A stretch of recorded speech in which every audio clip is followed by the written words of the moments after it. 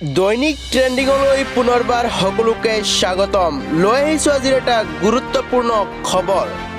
ভাৰতৰ গাঁৱে গাঁৱে 4G লৈ যোৱাৰ বাবে ৰিলায়েন্স জিঅ'ই মুকলি কৰিলে জিঅ' ভাৰত ফোন। মাত্ৰ 999 টকাত এই 4G ফোনটো ক্ৰয় কৰিব পাৰিব জনতাই। আজিৰে পৰা বজাৰত উপলব্ধ হ'ব ৰিলায়েন্সৰ এই বিশেষ ফোন। খুবেই এটা গুৰুত্বপূৰ্ণ ভিডিঅ'টো শেষলৈ চাই থাকিব আৰু চেনেলটো ছাবস্ক্ৰাইব কৰি কাষত থকা বেল আইকনটো প্ৰেছ কৰি ৰাখিব, যাতে যেতিয়াই মই এনেকুৱা ধৰণৰ নতুন ভিডিঅ' আপলোড কৰোঁ সকলোতকৈ আগত আপোনাৰ মোবাইলত যায়। লগতে যদিহে আপোনাৰ অঞ্চলৰ কাৰেণ্টৰ অৱস্থা বেয়া, তেন্তে আপুনি ল'ব পাৰে এই বিশেষ ফোনটো।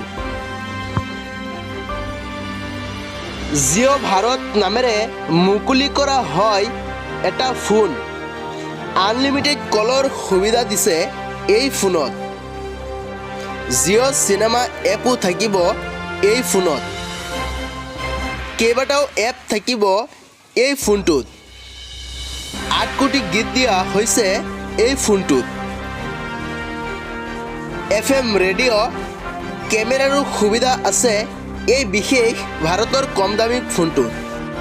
এই ফোনটোৰ এটা মহত্বপূৰ্ণ হ'ল আপোনালোকে এই ফোনৰ জৰিয়তে গোটেই দিনটো চাৰ্জ নিদিয়াকৈ চলাব পাৰিব।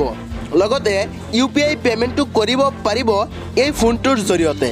মাত্ৰ 123 টকাত 28 দিনৰ বাবে পাব আনলিমিটেড কল আৰু 14 GB ডেটা। গ্ৰামাঞ্চলত 4G ফোন লৈ যোৱাৰ উদ্দেশ্য জিঅ'ৰ এই বৃহৎ পদক্ষেপ।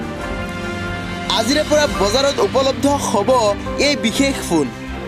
যদিহে আপোনালোকৰ অঞ্চলত কাৰেণ্টৰ অসুবিধা আছে, তেন্তে আপোনালোকে ল'ব পাৰে এই বিশেষ ফোন।